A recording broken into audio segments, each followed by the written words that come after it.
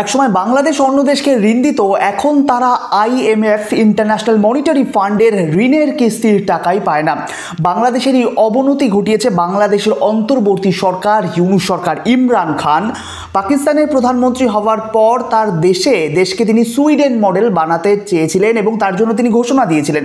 কিন্তু দেশটির টেলিভিশনে সেই সময় টক শোয়ে আলোচকরা বারবার বলে আসছিলেন আপনাকে সুইডেন বানাতে হবে না।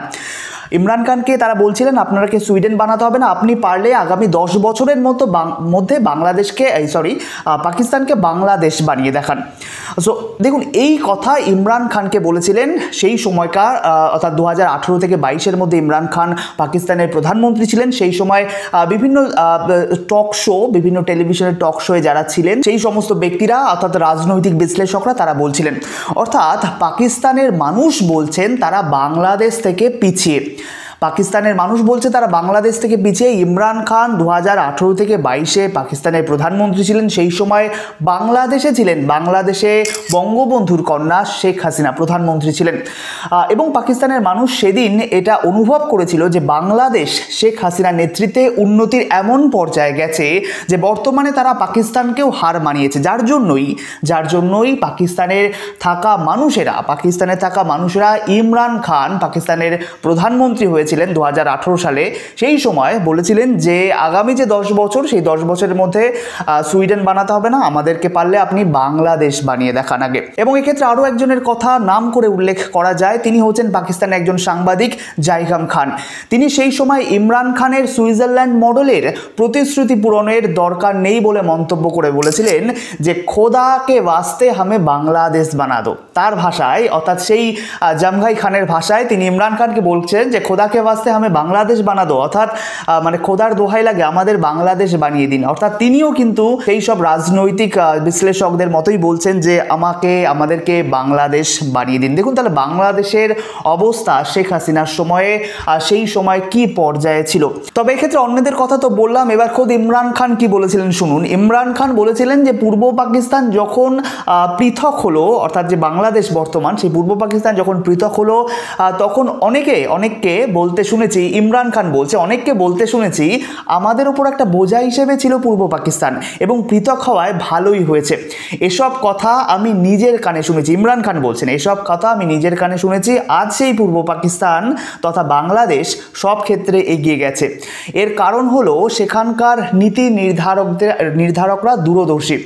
ইমরান খান বলছেন আজ বাংলাদেশ সব দিক থেকে এগিয়ে গেছে পাকিস্তানের এবং বর্তমান অন্তর্বর্তী সরকার দেখছি বর্তমানে পাকিস্তানের পা চাটছে। যারা বাংলাদেশ শেখ হাসিনার নেতৃত্বে পাকিস্তানকে পাছাড়কে দিয়েছিল তারা বর্তমানে পাকিস্তানের পা চাটতে যাচ্ছে। তো এটাই অন্তর্বর্তী সরকারের প্রাপ্য বলা যেতে পারে। বাংলাদেশের মানুষ সেই বিষয়টাকে একটু বুঝুক।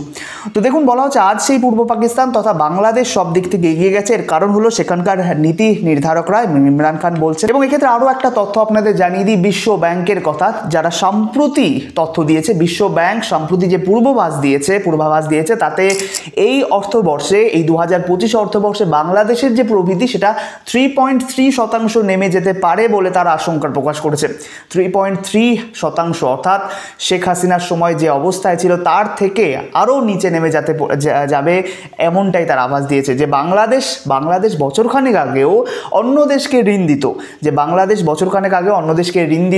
সেই বাংলাদেশ এখন IMF এর প্রতিশ্রুতিবদ্ধ ঋণের টাকা পাচ্ছে না। দেখুন খুব গুরুত্বপূর্ণ, প্রতিশ্রুতিবদ্ধ ঋণের টাকা পাচ্ছে না, অর্থাৎ শেখ হাসিনাকে আমলে স্যাংশন করা যে ঋণ, যার কয়েকটা কিস্তির টাকা শেখ হাসিনা পেয়েছেন কোনো রকম বাধা বিপত্তি ছাড়াই, কিন্তু এই অন্তর্বর্তী সরকারের আমলে অন্তর্বর্তী সরকারের ইউনূসের হাতে বাংলাদেশে সেই সমস্ত ঋণের টাকা পর্যন্ত বাংলাদেশ পাচ্ছে না।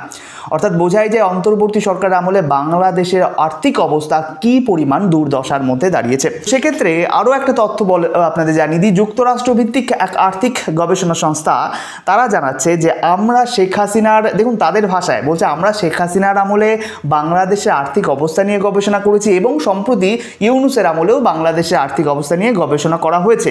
কিছুদিন পরেই তারা এই বিষয়ে রিপোর্ট প্রকাশ করবে এমনটাই তারা আশা প্রকাশ করেছেন।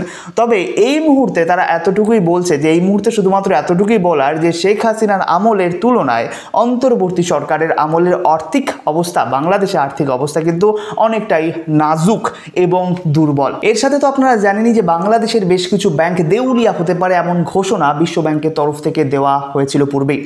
তো যাই হোক, বাংলাদেশের অর্থনীতিকে একেবারে শেষ করে দিয়েছে অন্তর্বর্তী সরকার, ইউনূস সরকার, যা এই তথ্যগুলির ভিত্তিতে পরিষ্কারভাবে জলের মতো বোঝা যায় যে অন্তর্বর্তী সরকার বাংলাদেশকে কিভাবে ডুবিয়েছে।